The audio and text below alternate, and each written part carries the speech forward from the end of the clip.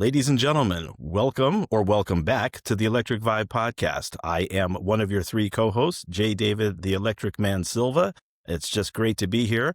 And one of my esteemed co-hosts to my right is none other than Kurt Hoffman. It's a pleasure to be back, Jay. Kurt, it's good to see you. Always good to see you. As well, sir. Well, I know that you and I are both excited about today's episode. This has been a long time coming, a long time in the making. So I am going to let you do the honors and talk about our very special guest. I just got to say, this is a great way to end a work day.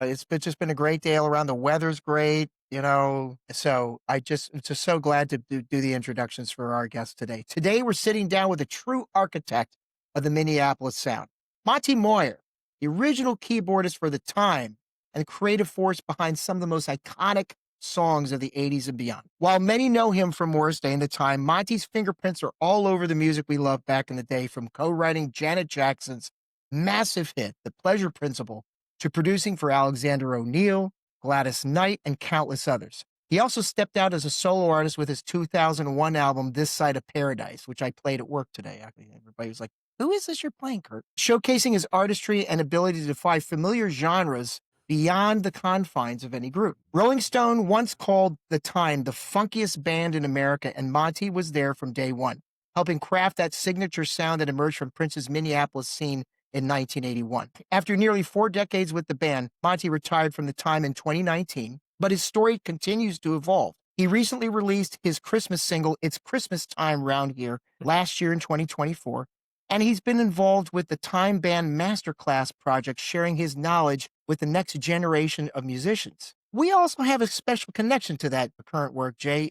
You and I were actually there to witness the very first Time Band Masterclass at Sweetwater Music in Fort Wayne, Indiana, which happened to fall on my 5th birthday, making it an unforgettable experience in more ways than one. Monty, welcome to the Electric Vibe podcast, sir. How are you doing today? I'm good. Thanks so much for having me. I'm happy to be here. We're happy to have you here, my man. Yeah, definitely our pleasure, Monty. You and I have known each other for a couple of decades now, and I know that you had ended up meeting Kurt, to his point, when we went to the Time Band Masterclass. So, and after that intro, obviously you've got an illustrious and long storied career. Can you take us back to how you became a musician from your formative years when you were young, and then how that grew into your professional career? Yeah, there's always a piano in the house. My mom played a little bit, sang in the choir, played. My dad was a trumpet player. He didn't play in trombone. He didn't play professionally, but he played when he was in the service, part of the Air Force thing. So there was always music around the house. And I think I took piano lessons about 2nd grade for about a year, hated it, quit. And then about 6th, 7th grade, I asked if they could buy me, my parents could buy me a guitar, because I was interested in that. So I started playing guitar. And by 7th grade, I had a little neighborhood band. We'd play at the parks around our neighborhood and stuff. And then, I don't know, by the time I got into college, I was taking it a lot more seriously and kicked around in a couple bands, and then ended up in Flight Time, which is the local band that the core of ended up being the Time. So, yeah, it's been quite a journey. Quite a ride, right? Yeah. So you were there for the legendary early tours opening for Prince on the Controversy in 1999 tours, or was it Triple Threat? Triple Threat. What was the dynamic like between the bands? Was there a real competition, or was it more collaborative? Oh, it was competitive, for sure. Well, from pretty close to day one, because our thing, the only place we could really have our moment was on stage. And on that first tour, I think our set was 25 minutes long, and we pretty much played the whole record, the whole first record, top to bottom. Maybe it was 30 minutes, I don't know.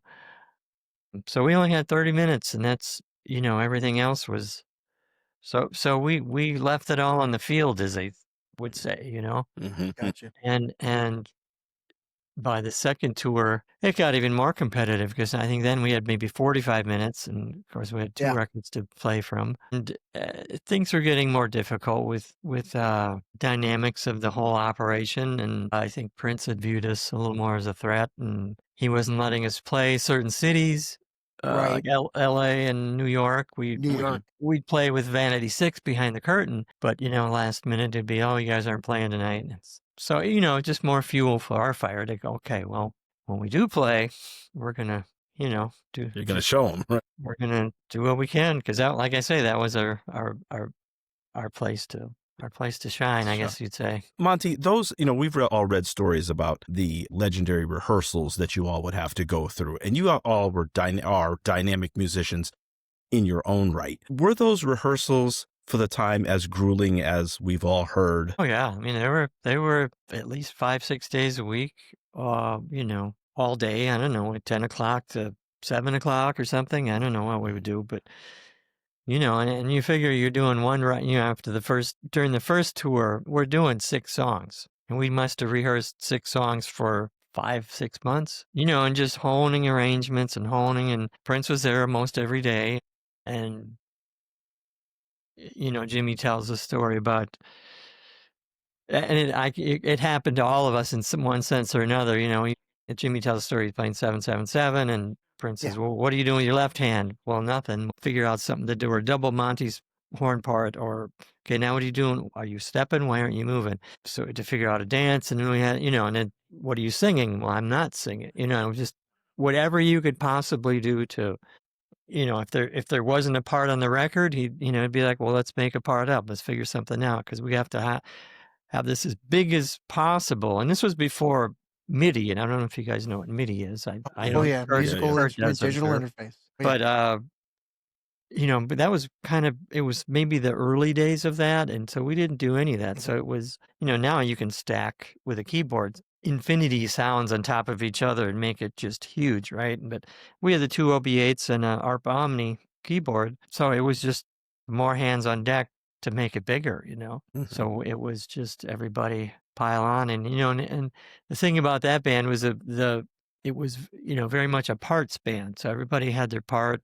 Horn parts, bass line, synth lines, guitar parts, and Prince really drilled it into us that, you have to stick to those parts, because when you get to a big arena, everything sticks out.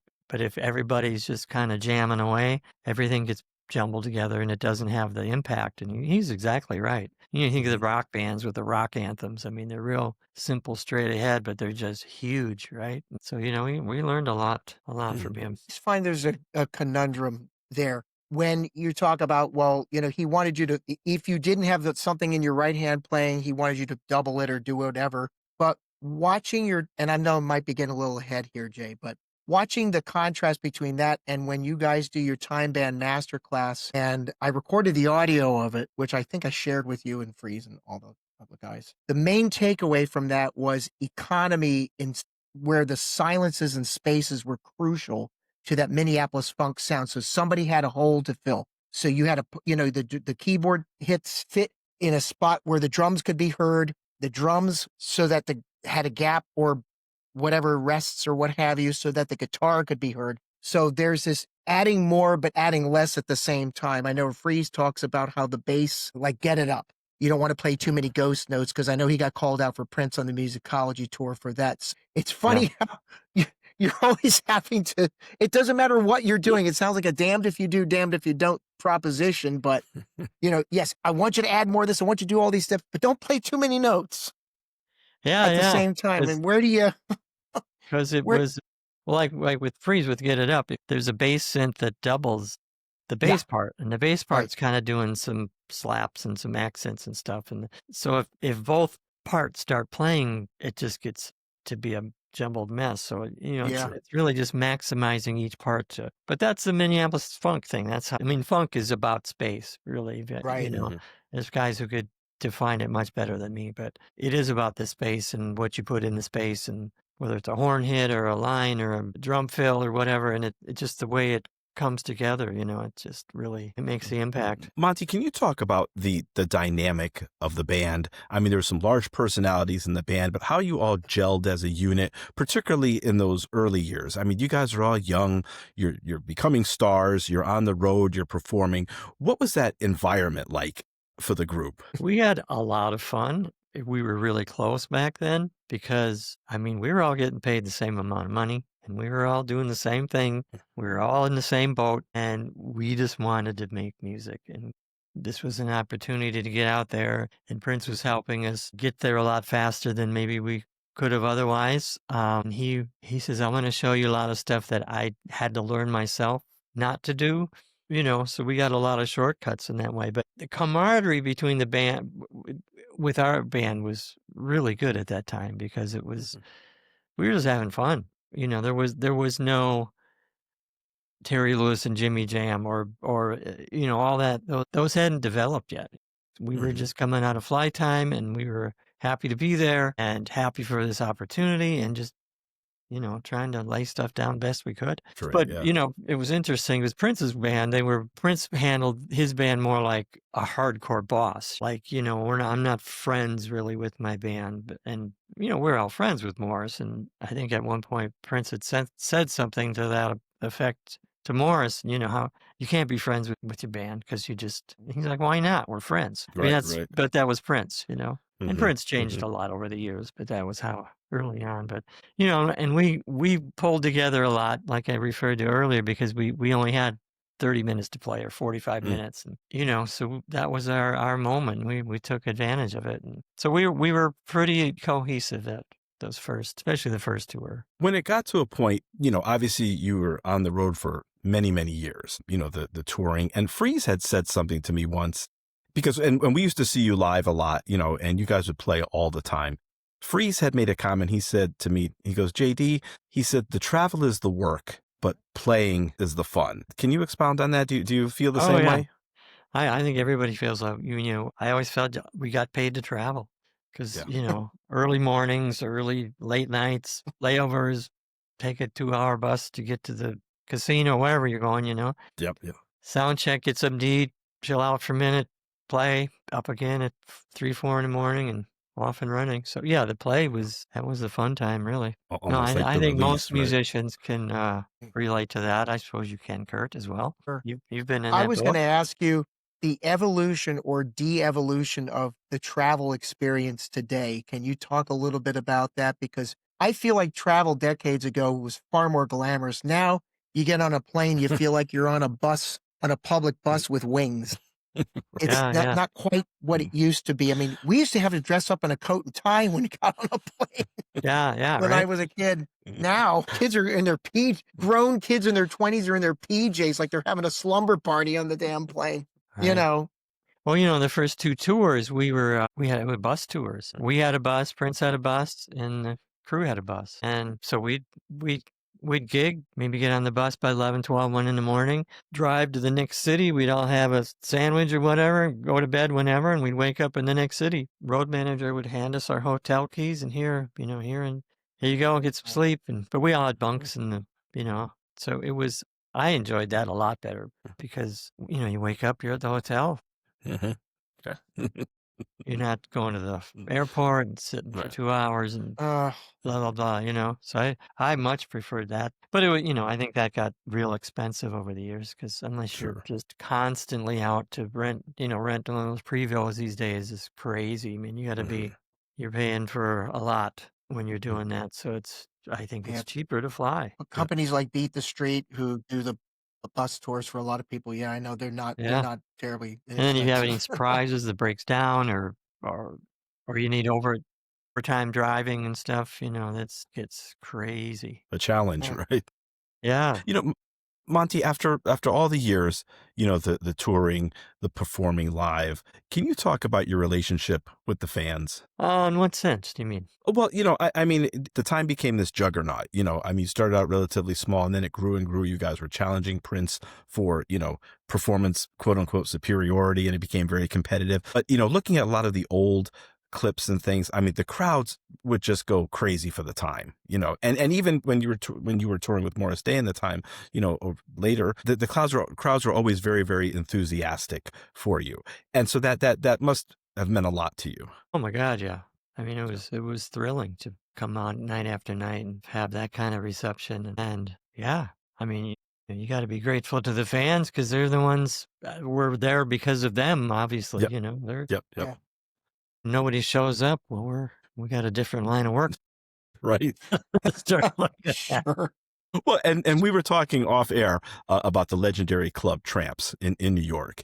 And I can recall, being out there waiting for you guys to come. And there were a couple of times when we would be waiting outside and we would actually be there when the band got there. And the reception, the response when you guys would get off the bus and go inside was just tremendous. So, I I love mean, playing Tramps. yeah, It was just such a great old school, down and dirty New York club, yeah, but I think we actually, and other guys in the band have commented too, I think we enjoyed playing clubs more than anything because people are right, they're right at your feet and they're right, sure. and the immediacy of, the type of stuff we're playing, it's just high energy funk, and you certainly got it in hockey rinks and stuff too, but I think we always kind of liked playing clubs because it was just, the crowd was crazy. Yeah. It's a lot of fun. And Lord knows you guys hit the casino circuit like nobody's business. I mean, that's where a lot of those gigs are. Do you have a favorite place to play when you guys go, "Oh, we're going to play this"? Oh, I love the setup and the backstage or the whole. Like a casino or just Yeah. anything? Any casino anywhere. I always liked Detroit just because when we first Yeah, well, started, I was going to ask about Detroit. Detroit was crazy when we first Yeah. started. I mean, Prince too, but the whole deal as far as crowd, talk about a fan base that just was crazy. I mean, I remember we played Joe Louis with Prince, and we played there. But then when the next tour, we came with Van 86, and we opened for Van 86, and but we weren't advertised as, the time wasn't advertised as going to play. So it was billed as Van 86 and Prince. And we did the Van 86 thing behind the curtain, right? And I don't know if you remember how we used to start the shows back then. It'd be Get It Up, but it'd be that, Yeah. for a couple of minutes. Yeah. Van 86 went off and the curtain came up. And I still get kind of chills because the whole place lit up with lighters, and we hadn't even started the first song yet. And everybody talked about it after. It was not our best show because everybody was a little too excited, I think. We were kind of trained to deal with some stuff, but that was just crazy. But it was just, it's pretty thrilling to have that kind of reaction from people. Monty, when you went on, you guys did a solo tour where it was just you, no other opening acts. What was that experience like? Touring the so-called Chitlin circuit. Oh, when we first started, yeah. Yeah. We went out that I want to know about. We did a number of clubs down south. It was kind of before the Prince tour started, and it was kind of to get our feet wet a little more and get going on things. Other guys will remember stories better than me, but there was one place I think we played that had a dirt floor, and I don't remember. Somebody could tell you. Somebody else could remember this. Bean would probably remember. But it was just, it became known as the Chitlin circuit. It was just, but these funky little clubs, mostly down south, and just, it was fun. It was just let's go. You're making your bones, Let's go to work. What is this we're playing? Where are we playing? Let's go. And people were great. Fans Monty, have always been great to us.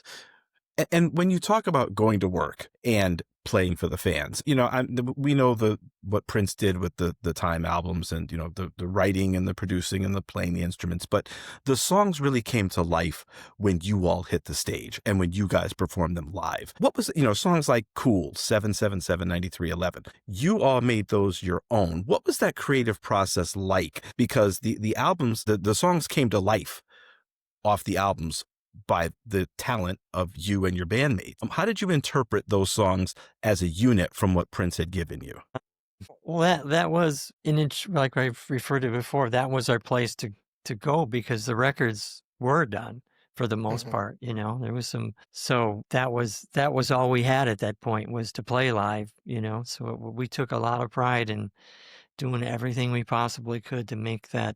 But rehearsals were, a lot of it was with Prince and was pushing us hard to do stuff and pushing us, and he had already been out playing live, so he already had a sense of what works live and stuff. So he was, and then we started doing steps, and Jerome did a lot. When Jerome came on board, he did a lot with that, but we had to figure out, I'm no dancer, but but we had to figure out. Prince wanted, it's like, if you can keep the stage moving, right? And me and Jam are playing, so we can't do much because we're, you're kind of tied to the keyboards. So it got to be this 2-step back and forth and, Terry and Morris would somebody be over here and Jesse be soloing over here.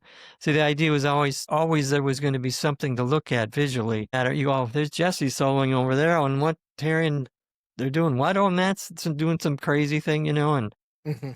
and it was just to keep it visually entertaining. Just Yeah. always something going on musically or visually, and just whatever we could do to, like you say, bring it to life. When it was time to leave the first time, Monty, when you were going to go out on your own, did you always have passion and desire to produce and to work with other artists? Not really. I mean, I always like to write songs. Hmm. I always liked that since I think I wrote my first song in 7th, 8th grade, I think. But so I just like writing songs. But when I left the first time, I didn't know what I was going to do. I just knew I didn't want to be there anymore because for many, many reasons. And I just went home and started writing songs, and I didn't know what I was going to do. I had no plan, really. Bean wrote a few songs with me, too. We co-wrote a couple things, and I don't know, probably 12, 14 songs or whatever. And about 9 months, 10 months after I had left the band, Terry called me up and said,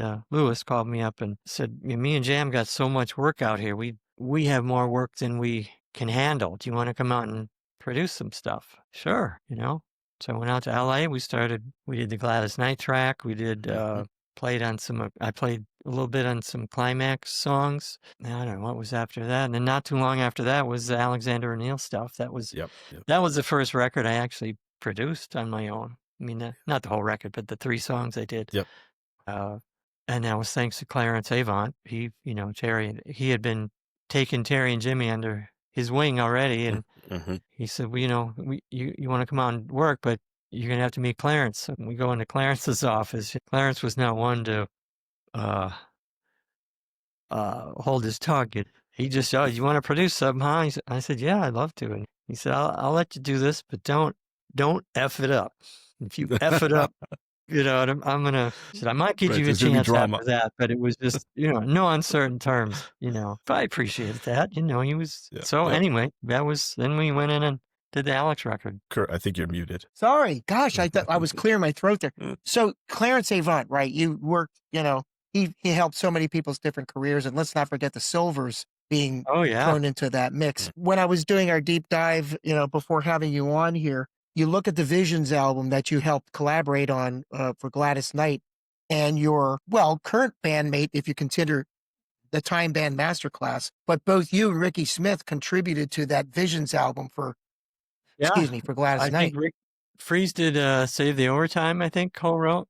And I co-wrote When You're Far Away, but I didn't get credit, a writer credit. Yeah, you didn't get credit. And that's the lead track off that album. You didn't get the credit for that. Yeah, Leon Silvers produced that. That was right when Terry and Jimmy were just starting. But it happens. We were at a party, and right after that record had come out, and Leon came right over to me and he said, "I'm sorry, I don't know how it happened." So I said, "Well, you can, So I thanked him for just at least, acknowledging it and acknowledging it. Sure. Yeah.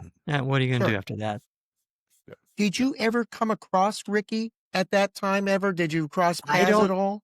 I don't. Maybe. Probably not. We used to be at I think it was called Studio Masters in LA. And that's where we did some Climax stuff. And that's where When You Far Away was recorded. And I think Dynasty and all that Solar stuff was done at Studio Masters. So I may have crossed paths, but I don't recall. Maybe he recalls. I'm not sure, but it's just funny. All these years later, you're both in the Time Band together. When he comes on to play bass, but you guys had actually worked on other projects. Maybe not knowing.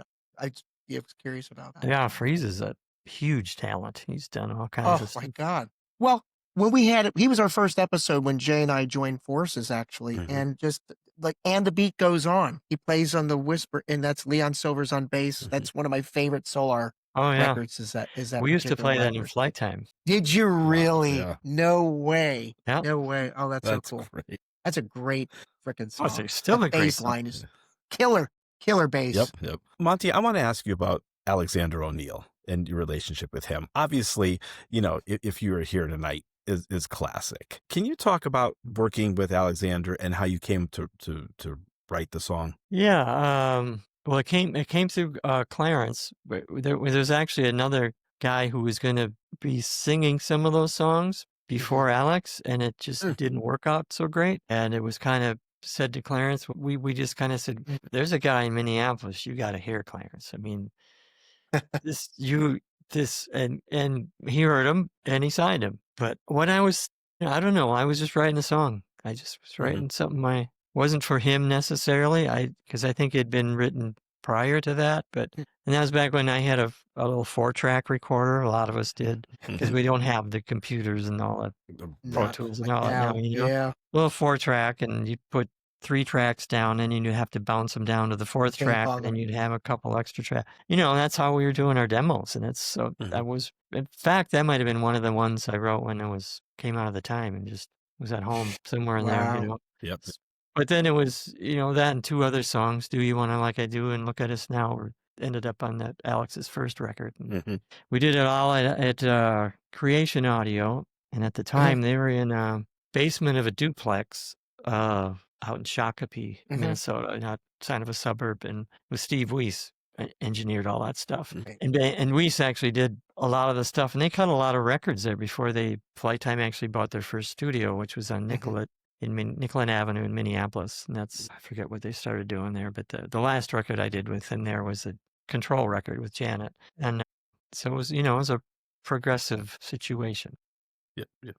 Well, and Kurt, before I know you've got you have a few questions about working with Janet and Pleasure Principle, but Monty, I wanted to just ask you, you said that, you've always loved writing songs, and, that's, obviously been a big part of your career. What is it like for you? I mean, do you consciously just sit down? I mean, can you just take us very briefly through your process when you write? Yeah, I guess it varies, but usually it's, there might be a beat, a drum machine thing, or it might be something I have in my head that I end up making a beat for, or a lot of times I'll just start playing some chords or playing something, and sometimes on a piano, sometimes on a synth, because you did, different sounds kind of give you a different feeling for stuff, and I don't know, you just start humming something, and at some point you kind of go, oh, that might be something. I don't know, is that something? But, there's times when you can sit down and you can just noodle around, and it just seems like, oh, I'm just noodling around, there's nothing there, kind of. And then there's other times for whatever reason, and I'm sure most writers say this too, for whatever reason, you go, oh, what was that? What was that? And then you might sing a little line or a part of a melody, and something makes you go investigate that further. And it's not always a great song, but you do it because that's what you do, A and very you get lucky organic once in a while, process. come out with something that's better than some of the other stuff. And then, after you kind of get the basic, at least for me, the basic music and the kind of a melody, that's when I'll usually start writing lyrics. And it takes me forever to write lyrics, but I just kind of free associate till I start, there's something, or whatever I'm doing.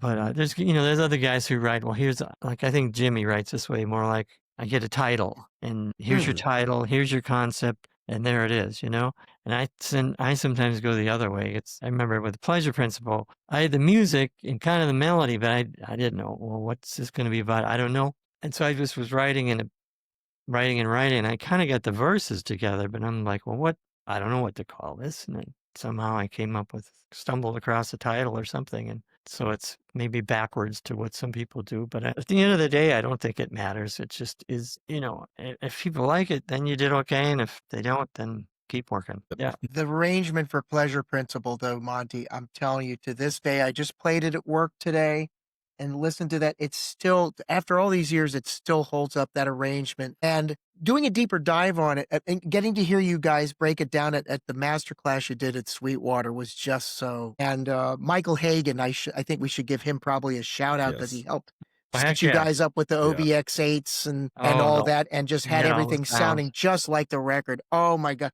I was in seventh heaven to hear you talk about that. You talk, you're not known for being the talkative guy in the band, so to speak, but in the masterclass, we got an earful from you, stories and reminiscence and stuff. And it's really great to hear your voice talk about these things. And we're glad you're out there doing that. And hopefully with these master classes that you guys have going forward with Jelly Bean, Tori, and yourself and Freeze, hopefully you'll spread more of that wisdom across and get real people to not just try to be in, these kids who are doing the laptop, what we like to call laptop Mhm. music, not Yeah, using real yeah. instruments. That's a really crucial component to get people to want to actually play. Yes, it's cool to make all these sounds, but how do you actually perform Right. them live, Yeah, yeah. in front of an audience and go through not necessarily go through all these shortcuts where you can just deliver your own music via some website or software and put it out in the universe yourself. You've paid some dues, and I think a lot of these kids today, they don't pay these dues Mm. the way you did. I No, think that make yeah, I think that's true. There's, it's an we played interesting. live a lot. We played in local bands, bouncing around. Yeah, Back in the days when you're learning songs and you had to, now it's YouTube, but back then we had Yeah. a vinyl record, and it's like, what was that chord? And and you'd have to get the needle give back to that spot you were trying, or what was that word or that line? And, it was just a little more primitive, but it was the same. But her. yeah, and a lot of these YouTube guys, I mean, some of these guys are just amazing. These kids can Oh, play sure. circles Yeah. around people, but they maybe haven't played in a band, or they maybe haven't, they studied all this stuff online where you can slow all these solos down to Yeah, real slow, and and they can articulate this stuff incredibly. But then, I'm not saying everybody, but I mean, some guys, put them in yeah, a band and they might not quite know how to listen to the other person, listen to the bandmates, because it's all about, with us, it's more parts. It's yeah. not quite, but I've got some jazz friends who's just incredible guys in town here. And, for them, it's all listening. You're playing, but Correct. you have to listen to what the other people are doing, and But you it's the play human off of it. interaction. It's the Yep. human interaction that we don't want to get rid. Because a lot of kids are gonna maybe because of COVID, you're doing these remote things and people are file sharing essentially now when Yeah. they're doing certain studio sessions. The human element of gathering people into a room and playing live together. We don't wanna lose that as an art form, and then we're gonna be here to support you guys Yeah. every step of the way with this presenting live music and how it should be played Yeah, and well, what have you. thanks. Yeah, I mean, Yep. yeah, it's you do. I think you do have to. I mean, I don't think it'll ever go away, but I mean, I think No. there is, a lot of the pop stuff. It is more. Some of it's really good. I mean, Oh, yeah. Oh, no some question. great songs, and sometimes people kibosh it, all this stuff, and like, no, there's some great songs out there, but it is different because some of it's more kind of sound design, and Mhm. It it's Yeah. correct. really Yeah. That Yeah. part. really That done part. well. Mhm. Yeah. But I like some of that really like a lot, but I do like that old way of doing it too, and Yeah. where you have to. But So I Well, wanted and to ask. it Sorry, Jay. no, no, right. And obviously, we're going to cover a bunch of other things, and we don't necessarily have to go in order. But Monty, while we're talking about the masterclass, it was a great event out at Sweetwater Oh, yeah. back this past May, and seeing you guys interact with the crowd and actually break down, the makeup of the songs, the construction of the songs, playing certain parts. What did that mean for you? What was the experience like for you? I really enjoyed it. What I enjoyed too, it was our first time, so we didn't quite know what to expect, how we were going to do it all, and I know we're going to get more fine tuned as we go. But what I enjoyed is it seemed like there were some people there that seemed like they were just fans, and Mhm. they were just there to kind of hear some music. And then there was other people there that they really wanted to hear what we had to say about things. And it was because you guys know at some points people were up kind of partying for a minute, Yeah, and right. Yeah. I wasn't expecting that, but Well, it was just, Tori was kind of encouraging it yeah, along the way, a little bit, wasn't he? Right. He's But good at that. like I know, like when Kurt and I walked in, and there was a moment, and yes, admittedly and unabashedly, we are fans and have been Oh, for huge. 40 years. But, Yeah. there was something different about having you back. And Kurt, you can attest to this. I literally said, and, we've seen Morris Day in the time, and, we love Padre and, all Chance when Chance was with the band, and Yeah. obviously Christopher Troy. But when you were there was just something different. It was something, Certain something, for man. lack of a better word, magical. And I Yep. leaned over and I said to Kurt, I said, this is so different that Monty's here and Monty's back. And It was so a if pleasure. we if we were feeling that, I'm thinking that a lot of the other fans would, because it was just bringing us back. And I think, to your part, it for some of us, it just turned out to be a party. Well, It was just nice to see you back in the fold. Sorry to interrupt you there. Yeah. It was just great to see you back in action and breaking, but more importantly, telling us the stories about these different experiences Right. and the songs and stuff. We'd love to hear from you. And I I encourage agree. people that are watching this right now, if and when, and we will plug the dates when they're available and have you guys back on as a foursome if we can. I know we had some scheduling conflicts early on, but Mhm. you know, this is what it's all about. You know, and we want this gospel that you guys are preaching, so to speak, to be heard in all these different cities and all these different markets, because Well, it's really cool. It was appreciate you unique, guys with very all the unique. support. This really means a Hey, lot. But It's yeah, I so think important. it's different when well, all the original guys will talk about this. Everybody kind of has their own take on it, their own sure. little spin on what this Minneapolis thing is. But we were there, with Prince, and it was. I mean, I guess we were there at the ground level, Yeah, right. So it just we have a different maybe take on it, I guess, than some Mhm. other people. You hear other bands do covers or they do certain things, and they just they're just approaching it different. Some of it was just fairly simple, and really, it was just Mhm. parts, and you put these parts together, and the sum of the parts make this thing, and that's true of any music, I guess. But I like I like that what we can bring to people with a master class, because it is a focus on the Minneapolis sound. We're kind of Sure, deconstructing the Minneapolis sure. sound to a point, and I think that's unique, because I don't know if anybody else is doing that. So So, Monty, before we talk about some of your solo work, I wanted to ask you something. There's obviously been times when you and the original fellas have gotten back together. I know back in '87, you guys did the Warner Brothers show. Then you toured with some different individuals, Bobby G and a couple other people, when you toured Japan in Uh-huh. '89, '90. And then when you all got back together for Pandemonium in 1990, Graffiti Bridge. And then obviously when the original set, or the original time, came back together in Las Vegas back in 2008. Is it Mhm. seamless for you when you get back together with the guys and it's time to play? Is it just very natural for you? musically, yeah, I think we all just kind of fall back into the pocket, because I mean that stuff's kind of in our DNA at this point. We've just Mhm. done it so much. But Mhm. it's hard. It's different with there's strong personalities around, and there's every Sure. people have different agendas, and it's Mhm. that part has never been that easy to be. Yeah. I mean, Yeah. some Yeah. guys try to say, "Oh, it's great. We're all great friends and all that," and it's like, well, I mean, I think we have a bond there, and I think we have a love for each other. We all do. I think we always will. But it doesn't mean it's always been smooth sailing. Sure. Otherwise, I think we'd still probably be doing some things. But In kind of a way, I think, I don't know even Prince would have ever envisioned this, but it's almost like as though you were a super group re reverse engineered. There was this pool of talent in the group, and then all of a sudden everybody splintered off into Jam and Lewis, and you came along with them to work on Flight Time.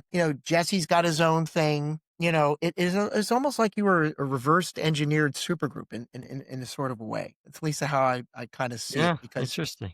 it's a hell of a I'm proud that everybody's, well, everybody but Jerome is, of all the originals. It's maybe unique that all of us have gone on to write or produce top 10, top 5 hits on our yeah. own. Yeah. Not, Hello. for other people maybe, but I don't know if there's a lot of bands where all 6 members have been able to do that. With that level of success. Yeah. Yeah. Yeah. So I'm kind of proud of that. That's Yeah. pretty cool. I Yeah. think it's No, pretty it's like unique. you're a super group in your own right, and I don't think Prince ever that might have, I don't know. It's just interesting to ponder. I was thinking about that tonight. Funny thing is, people wanted to stay, with Hmm. Prince. I mean, early on, it was like, all we need is just, can you give us a little rope? Can you give us Seemed like Pandemonium it's had a just, little bit of I rope. just want to go do a project here, a project there, when we're not touring. And he was like, nope, we're not going to dilute. He wanted this to be the next Motown. He wanted to be a Minneapolis Hmm. Motown. And he wanted to keep everybody, and he wanted to keep that sound But you enclosed can't. in this thing. But you know what, Monty? You can't stifle that level of creativity, though. We can. Well, I I think mean, that's why it started falling apart because, Yeah. it just people were busting at the seams to do something. Yeah. Terry and Jimmy were like, Get it. Sure. wow, we can do this thing with the SOS band.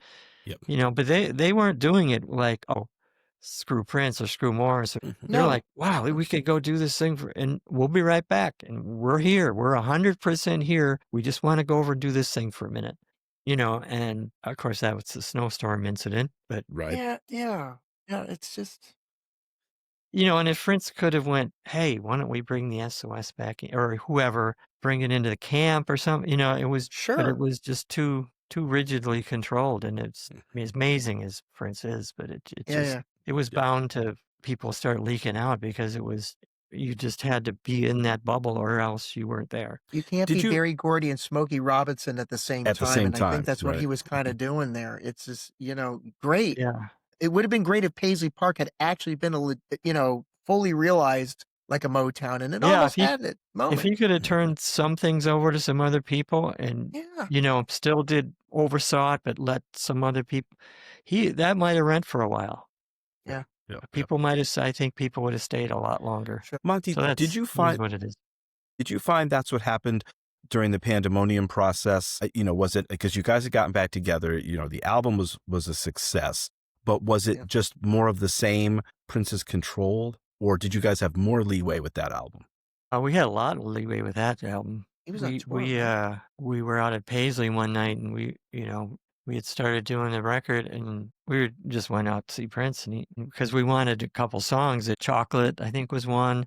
Jerk Out. I mean, he's like, what do you want? And whoever started listening 2 or 3 songs, can we take this, finish it or whatever? And he's like, yeah, go ahead. It's kind of funny because he said, oh, Chocolate and Jerk Out or something. He goes, oh, you guys just want that stuff on the 2 and 4, Like, yeah, I guess we do. Okay, Prince. All right. So, and while we're talking about pandemonium, Kurt, I'm going to turn it over to you, and I'm just going to say, sometimes I get lonely. Oh, come on. Now, you already knew I was going to ask that. I always knew was chomping at the bit. Please take us through Sometimes I Get Lonely. And I'm just going to say this on record. I've said it to your face, Monty. It is bullshit that WB did not release that as a single. It should have been a single. I'm just going to go on record. That's nice to hear. Yeah, I think if the band would have hung around a little longer, it might have been, but who knows, I guess. But yeah, I don't know. Like, that just kind of came about pretty quickly. I mean, it was you and songs Bean were getting cut, and Terry, we were angry rehearsing or something one day. He said, did you got a ballad, Monty? And I'm like, just started playing something. Okay. Kind of, it was just, okay, all right, yeah, let's do, and I think got a basic structure, and then I remember this, and I know Bean remembers this. We're out at flight time, and I don't know what we're doing, but you have a lot of waiting around, a lot of stuff. But it's about 3 a.m. It was like, why don't you guys go cut that song? And so I went in, I played piano, Bean played drums, and we cut the basic track for that about 3 a.m.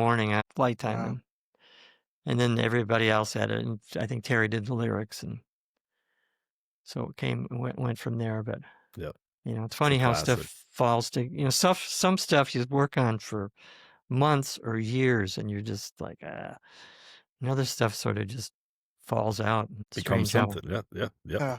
How I think Sting says, like, every breath you take. I think he said that was 15 minutes or something. Sure. Right, at least for the initial idea. You go back and craft it, but then other things you take forever. Jumping ahead, Monty, to 2001, This Side of Paradise, which is very, very special and important to Kurt and I. Obviously, I remember buying it when it first came out. I remember you actually sent me an autographed copy, which I still have to this day. So, what was the process of you putting out your first solo album? Did you have trepidation? Was it just something you felt passionate to do? Yeah, I had a lot of trepidation.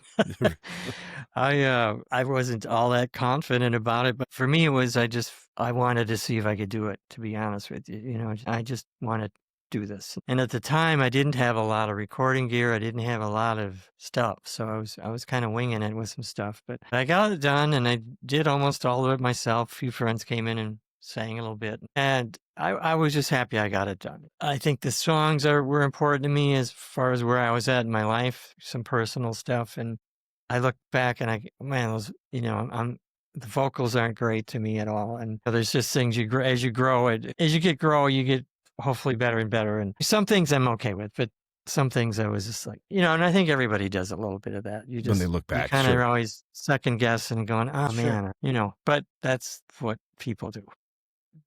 Of course.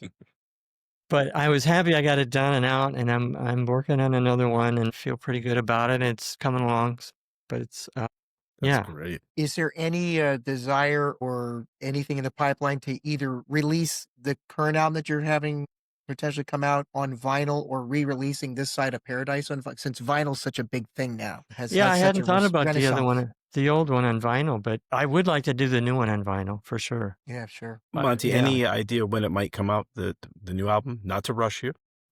I've got plenty of songs to put one out, but I'm just still kind of messing around with it. So I think I got a few songs to go, but maybe the end of next year or something like that. Or Okay. I guess I don't know. I hate Right. saying Yeah, because then pigeonhole yourself. I never get. It's a real underrated album. I mean, for people who Oh, haven't thanks. heard it, there are songs Yeah. on there Yeah. like For Want and Desire. I Yes. could have totally heard Sade You told me that cover. before. Yeah, Yeah, yeah. I did. Yep. I did actually. That's right. I did tell you that. Yeah. I Well, totally could have thanks. heard Sade do that. Thanks for It that. had a really cool. It's a very cool vibe. Working in a high-end wine and spirits shop like I do, that song and that whole album fit the vibe of the place of employment that I worked at. So I just have to. Oh, And nice. Everyday Living, I wanted to ask about that one. Was that a song about, boy, I'd love to just stop touring on the road? It just had that sound to me like you were thinking about slowing down even back then. A simpler life, right? Yeah. Yeah. It was. I think I thought of my grandparents a lot, and kind of you're going out and doing a bunch of stuff, but what's the old saying? You always come back to home, or what? There's a saying Yeah. around that I can't think of what it is, but Yeah. eventually you always return home, and it's kind of that vibe. I actually did. I've recut that actually, and changed a few things. It's a little more up tempo, and I'm trying to get it to a couple of country artists because I cut it as I just could totally hear. Wow. straight Yeah. up country with steel guitar, all that stuff. A lot of that album actually, you could offer that to a Nashville artist, no problem. Absolutely, I could totally. Yeah, a couple of people told me that, but I did redo that, Cool. and I've got it done, and I'm trying to get it to a Kenny Chesney type of guy, But it sounds That'd be different. perfect for him. It sounds a lot different because it's I guess you'd have to hear it. I'd love to. Well- I'd like to hear that. Yeah. Hint, hint. Monty, obviously with you working with a number of people and you being rooted in that Minneapolis sound, obviously when you're working for yourself, you can produce yourself. But with your background, can you just take us through how it is when you're working with other artists producing? Can you say more? Yeah. Obviously, what you're trying to get out of an artist and, you're drawing from your own experience, how you come to that collaborative process to get the end result in a finished song. Yeah, I feel like when you're producing, you're kind of a coach, Like Mm-hmm. I always take a lot of pride in doing vocals because it's a tricky thing because, as the voice is very different on whatever day it might be, and and even worked with really good singers who are not having a good day, and when they're not having a good day, they're still a great singer, but as far as to try to get something you want to put on a record, I worked with this one artist. Well, I'll say it was Denise Williams, and Mm-hmm. wonderful, but she had a tough day for some reasons, and we sang about 20 minutes, and I just, well, let's try it tomorrow. And because you could just tell it wasn't the day. Yeah. So you come back, but then there's other people that I don't know. I just like, it's kind of a psychological thing because you're just trying to get them to do the best job that they can, that serves the song the best that it can. And that's where you can really get in, some of the production stuff as well. But especially if it's a singer artist, and you want them to feel like, they just nailed it and it feels true to what they're singing, not to what I want them to do necessarily. To a point, because if I wrote the song, you want it to be somewhat, but you want them to make it their own. And, so when they walk, because I always ask, are you good with this? Is this, because I said, when we leave, I want you to be happy with this, not just So and some people you can push a little harder. Some people you have to be really, it's like, I just think like a coach, some people you have to approach everybody a little differently in it. Yeah. And the Yeah. bottom line is just, we're just trying to make a record. And I don't care if it takes an hour or it takes 2 weeks to get a Mhm. vocal. Doesn't matter, because I always tell people it doesn't matter how long this is taken, because at the end of the day, nobody cares. They're gonna go, I like that song, I don't like that song. They're Right, not right. gonna say, well, how long did Mhm. it take to do that vocal, or how long did it take to do that? They just want to know if they like it or not. To resonate with them. Right. So, apart from vocalists, I wanted to bring up a name because I always wondered who played guitar on The Pleasure Principle. And it's a guy, Jeff Boucher, who's a well-known guy in Minneapolis area, right? Who Yep. played the guitar solo, and what a tasty guitar player. Oh, he's a killer. And looking at his website, I know he's still got a website active and stuff. All the people that he's played for, Oh yeah. stunning. He's an institution around town. Jeff Boucher, yeah, he can do that Steely Dan stuff. He can do, you name it. He could play it, and I remember he came in and did pretty quickly. The part of that solo got edited out, which I was kind of bummed out about, but unbeknownst to me. But it's well, but Gotcha. well, I had left the organization, and right after the Janet thing, and so Mhm. I didn't know what, usually that wouldn't have happened, but I guess the decision was made to cut 8 bars out or something. So I'm like, well, I'm not the end of the world, but I just wish people could have heard everything he played, because it was more than anything, because he's a killer player. Does he play live around your area at all, or in a band? I know he was He in the did for TC years and years. Jammers. Yeah, years and years and years he did. Played all these, like Doug Maynard, TC Jammers, all these people. And I think I know he still plays, but I don't know how much he plays out. Okay. He's a little older than me, I think. So Okay. I don't know. Monty, can you talk about having your music featured on the Rihanna song, the Rihanna project? Yeah. And I mean, I know you've posted about that before and how incredibly proud you are of that. Can you talk about that? Yeah, they basically did it. They call it an interpolation, where it's not sampled. Sampling is when you take the actual recording and put it on a record, then you might put some different vocals on it or something. They considered it an interpolation because they used some of the chord changes and the da-da-da, the keyboard line, but it was interesting because I didn't know anything about it.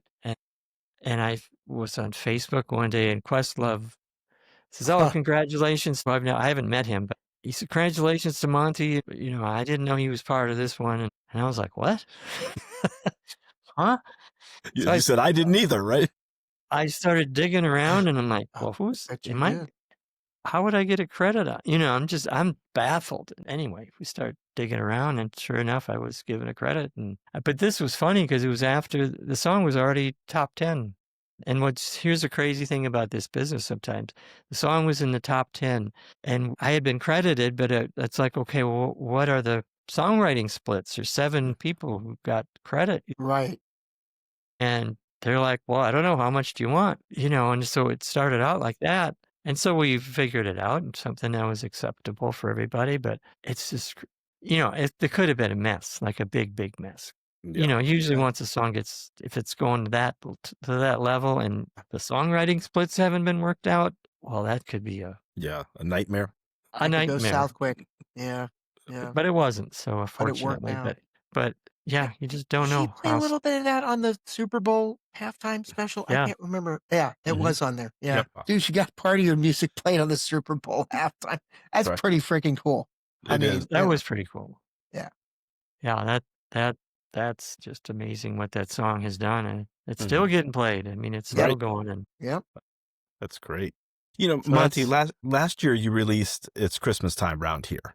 Yes. And when it came out, we downloaded it right away. Yep. And the thing that I took away from it, it's an old school holiday song. It's traditional, it's true, it's whimsical. Can you talk a little bit about the writing process and getting it out there? Yeah, it's so beyond anything I'd ever done before, that type of thing. And a lot of times I'm just at home writing stuff. And, I think I started a couple years ago, and you start writing something, and you go, oh, okay, let's go with this and see what it is. There was no method to I just kind of go with things for a while, set them aside, come back to it.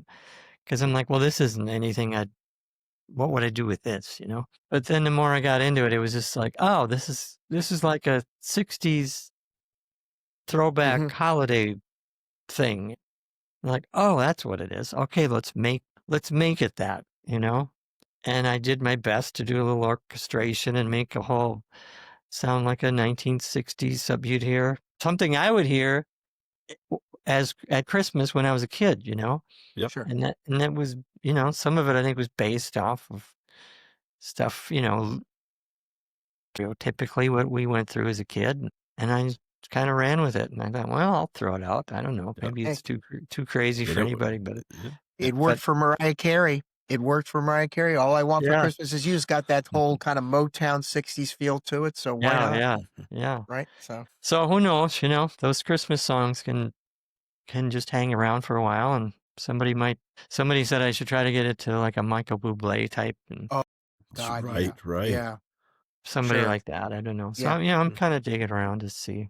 But I know sometimes Christmas songs can take a while to grab hold Catch on. with somebody, if it ever does. But so it was fun for me to do, and it was something totally different than I'd ever done, and it was fun. So what else do you have coming in the pipeline? Do you have any one-off tracks that you're gonna, put out at any time soon? I know you said you were working on this album. Is there anything upcoming for you? I might put out something. Well, it's a little early yet, but I'm doing this song. I met Rocco Prestia, if you know, from Tower of Power, the bass Tower player. Power. Yes. Wow.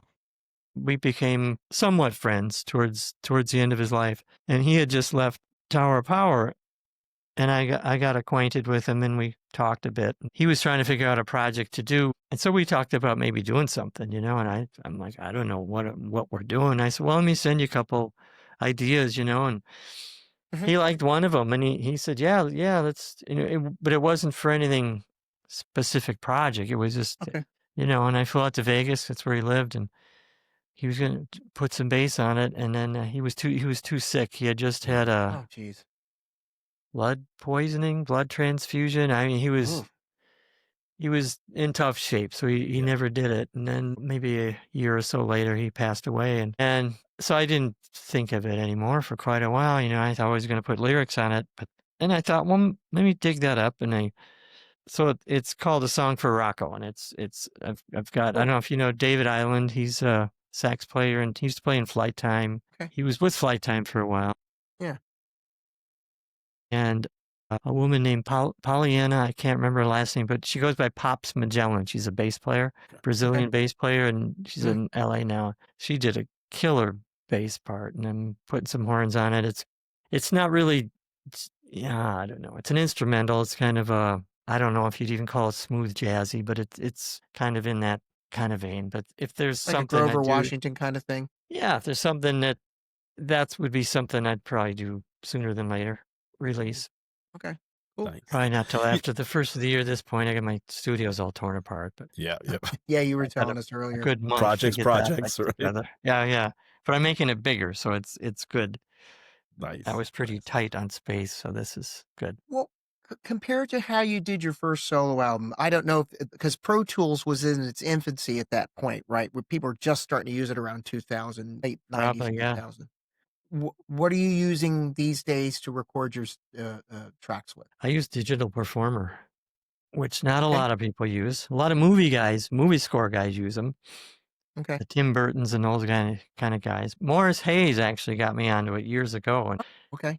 back when it was Digital Performer 3, and, you know, now it's like DP11. But he's like, yeah, try it. And so I just got it and stuck with it because they're all pretty similar. They're just different bells and whistles, different Gotcha. ways of doing it, but they're, you know, the technology is all about the same. I just kind of stuck with it. But the first record I did with ADATs, God. which was quite a deal. Pain in the ass from many Yeah. people I've talked to. I think when I was watching an interview with Les Claypool, bass player from Primus, Yeah. and I think the Brown album he had recorded, I think one of the last albums he did on ADAT, and he was talking about all the nightmares he was having. Boy, it was a lot. It was, yeah. I You were think I putting put in it work. out of my mind what went wrong, but You know what, Monty? Before we let you go, Yeah. I wanted to ask you, with such a long and storied career in the music business, what's the most important piece of advice you would give to aspiring musicians and performers? I think you got to believe in yourself for sure. And I know I've had plenty of times I didn't, or I was faking my way through it, and I think we all have. If you really wanted, I think if you really want it, you just do it. And you got to be persistent. And I mean, I still feel like I'm being persistent. And there's been many years when nothing's happened, and one thing had happened and, your life changes and it might be a few years of, well, did a few things, but, you just never know when that thing's going to happen, like an example would be the Rihanna thing. I have musical friends that would just go, my age would go, oh, it's them good old days kind of behind us. And I'm like, I'd always just say, I don't know though, you don't know what's going to happen. You never know, right? You just don't know what's going to happen. I don't pretend to know. And that's not to say I know something's going to happen, but I hold the, you don't really know. And so I just keep trying to put one foot ahead of the other. Also the Rihanna thing hit. I didn't have anything to do with it other than write If You Were Here Tonight, but that was almost 40 years ago. So you just don't know what you just don't know what's going to happen. But just being persistent, it's and you do have to be a little crazy to want to do this, and you have to just, because if you think about it logically, you go, well, yeah, I want to be a musician or a songwriter or a singer, whatever you want to be. And you start looking around and you're going, man, there's 100,000 people who can probably do this better than I do. And that can just blow you out of the water. You know what I mean? Or just the amount of people trying to do things. And I think you just got to put your head down and go to work every day and not worry about comparing yourself to other people. Or there's always going to be somebody better. There's always can sing, play, write.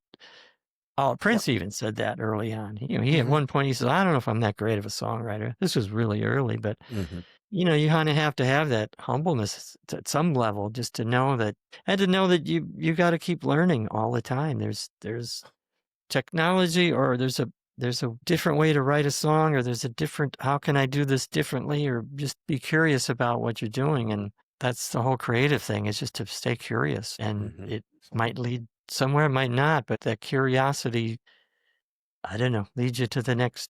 Curious about this song, it's like, when you finish, it's like, well, play it for your friends, or like, well, I got that out of my system, and then you go to the next one. And most musicians I know are like that. You just, because you keep doing it because you have to do it. And what else? I don't know. What else am I going to do now? Not that I'd want to do anything else, but I love doing this. I always have, even when it's been not such great times. You just something in you just keeps going. You keep moving, right? I got to keep going, Keeps you going. That's excellent. That's great. Kurt? Monty, I can't thank you enough for spending this time with us, sitting down with us, and just going through all the questions that we had for you, and sharing your stories and your thoughts and ruminations. It's a gift to be able to talk to you.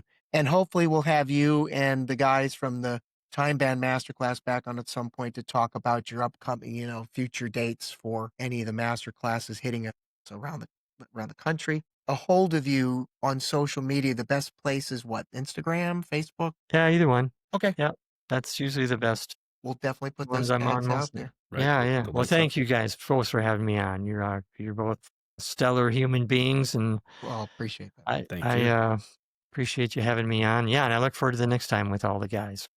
It'll Absolutely. be fun. So Absolutely. So, Kurt, I'll let you take us home. Okay. Well, as I like to always say before we end each recording, in these times that we live in, I'll paraphrase Hucky, because Hucky, couldn't be with us tonight. But, he always talk about how we live in chaotic times and try to be kinder to one another. So I'm going to say that on behalf of Hucky. And I always like to say, to piggyback on what he normally closes us out with, is that, in this world that we live in, we need to lift each other up, and a rising tide lifts all boats. Thank you. And well said. once again, Monte Moir, thank you very much for joining us today. We're extremely grateful. I'm sure that, like we mentioned, we're going to be seeing you again.